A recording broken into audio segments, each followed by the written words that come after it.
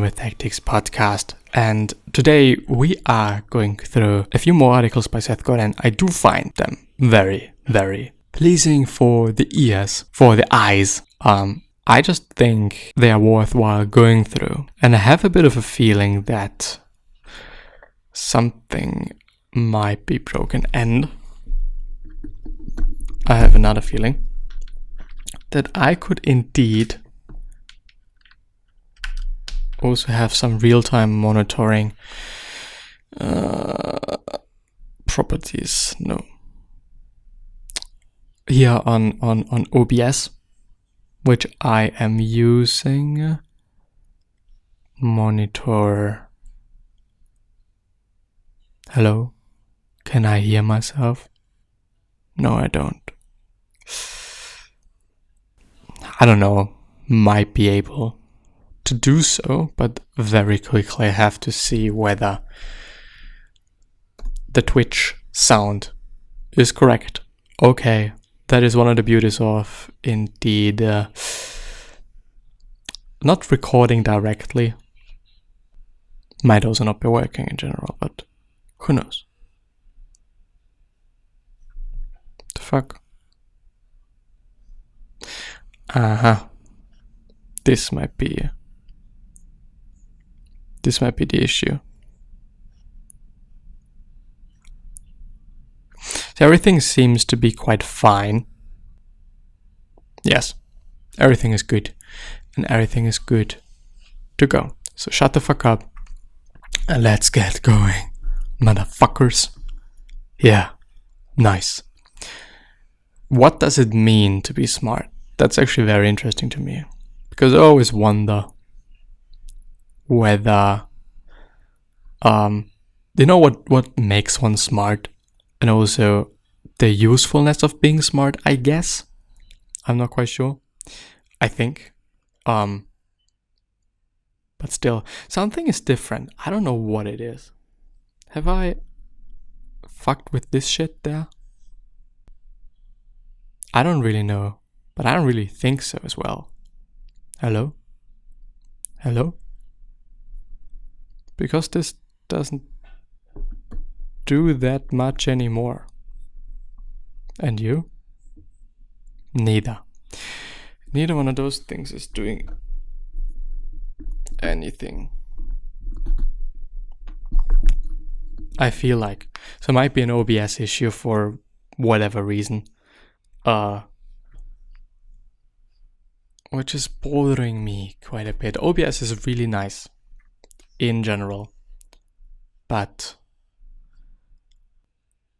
it seems to be the case. So I don't know what's up there again. What is wrong? Why nothing is changing with this. What if I turn it down? Nothing seems to be happening there as well, which is really strange. Really, really strange. But it's fine. It is what it is. As long as this one is working, and it seems to be working relatively fine, everything is good to go. Anyways, what does it mean to be smart? You probably know that Bruce Wayne is actually Batman. That is a secret identity that most of us are aware of, and if you're up on pop culture, you know that the best Batman was played by the late actor Adam West. Visit the visual search engine Lexica, though, and you'll see that it knows that Adam West was Batman.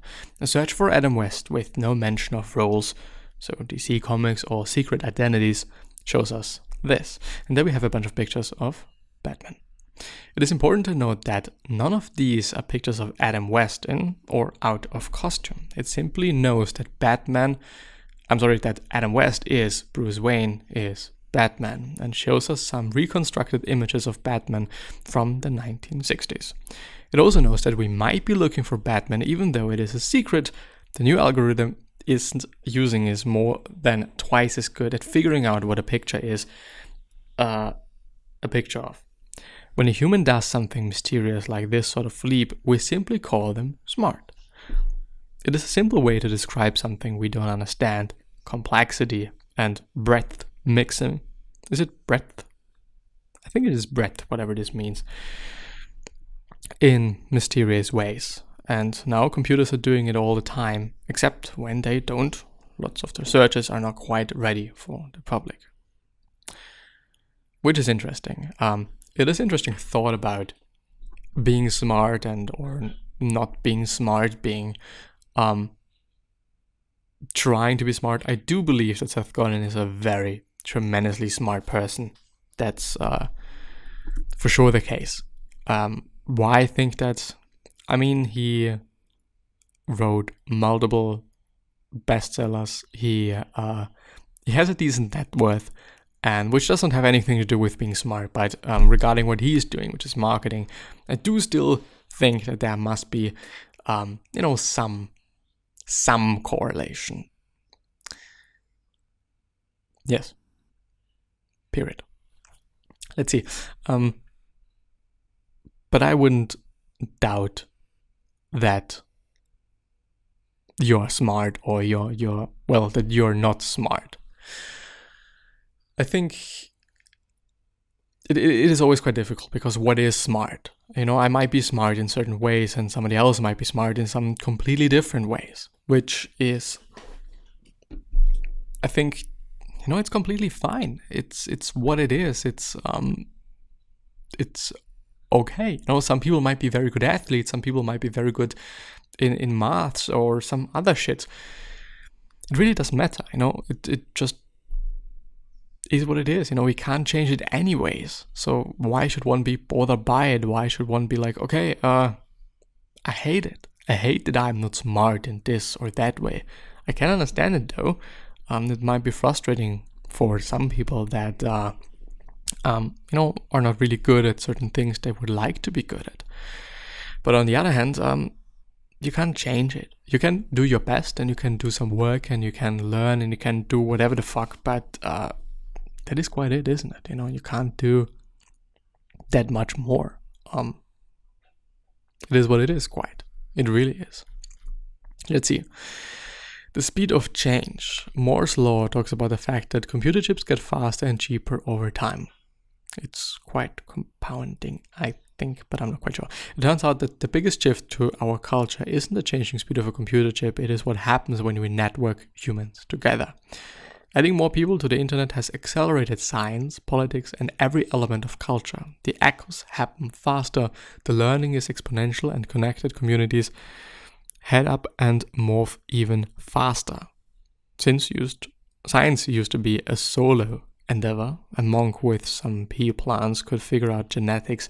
Today, there are 1 million people advancing the work of millions of people, with new updates coming all day long. The problems are dramatically more difficult, but the solutions are possible because we have multiplied the speed of change. Thinking of problems as things for individuals to solve is hopelessly out of date. Yeah. There is a lot of beauty, I think, and I believe in the internet and what it does to us and what... Is there a difference in sound when I'm doing it like this versus doing it like... Yeah, there is.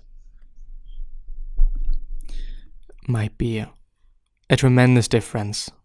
Yeah, it is a tremendous difference when I'm doing it. Anyway, of course, there is a lot of beauty in what the internet brought us and what we are able to do with the internet. It is amazing and insane at the same time. But of course, on the other hand, there are a lot of things that are not that pleasant.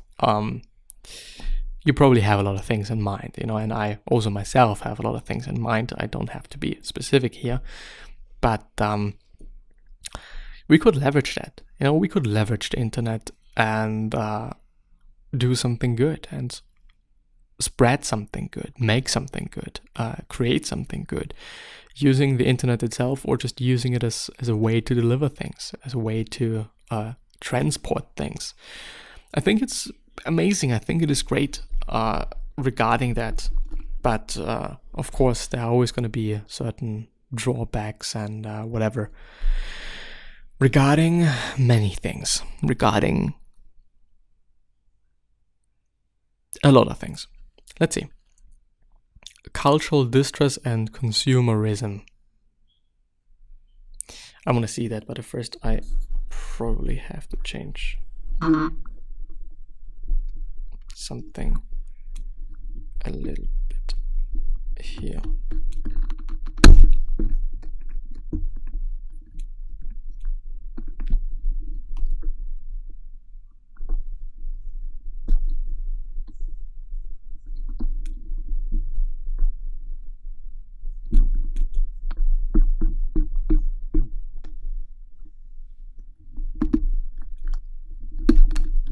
Does this make more sense? I don't know. But I think so. I think it does. I'm a bit closer to where I should be speaking, I think. Cultural distress and consumerism. Consumerism being one of the things that I don't want to say I hate it, but sometimes I don't understand it. You know, to sometimes a really big degree, I just don't understand it. I don't understand what's the deal with, you know, always having the newest shit and always having this cool dress and whatever. For decades, marketers and politicians have been working to amplify cultural distress, a hack on our emotions. Not the tragic emotional distress of being unable to care for your kids, find a place to live, or deal with trauma, but the invented cultural distress of modern industrialized societies. This is the easily created shame of not having a new suit to wear to the garden party, or having to use an old model smartphone instead of the new one. It is the dissatisfaction of knowing that something better is available and the invented discontent that comes from the peer pressure of being left out or left behind. Or it might be the social shame that comes from not having a big enough presence on social media, or the FOMO that watching other people presenting nothing but happiness online can create. It can be amplified with a sort of nostalgia for times when everything was perfect, or anxiety about the future when we imagine we won't have enough. Fear of this sort of cultural distress pushes us to simply spend money to avoid it. It is easier to lose your life savings and peace of mind to end-of-life care than it is to simply draft a living will. It is easier to give in to the high-pressure tactics of a real estate broker than it is to look squarely at the feelings that you might not actually get this particular house. Making a budget is hard, paying for not making one is easy. It turns out that selling an easy and convenient way to avoid social pain is a nearly boundless formula for corporate growth, and so people with a lot of resources are still unhappy because they succumb to invented narratives about cultural distress, and then, once they buy something to avoid it, discover that it is still there. Marathon runners don't complain about the tired, because getting tired is a necessary compound of a well-run race. Human beings are always going to find moments of cultural distress, and it's up to each of us to decide what to trade. In the short run and the long run, to deal with it, perhaps it makes sense simply to acknowledge that it's present and that it's just there, and we might not be able to do too much about it. That people are spreading it, just because I'm thinking about it, that people are spreading it, and that industries are spreading it, and that marketers are spreading it. But you can for sure do something about it when it comes to how we think about it, how we deal with it.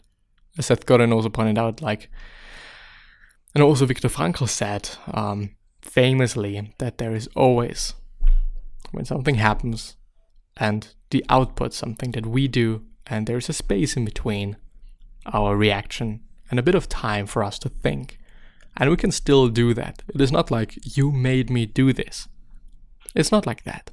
I did it because I made myself doing this. One thing was just a factor or just, some influence. Yeah.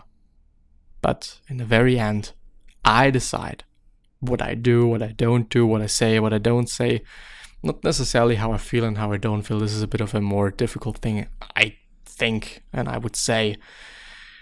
But still, in the end, we quite decide. And with that being said, I'm going to see you the next time. I at least hope. So,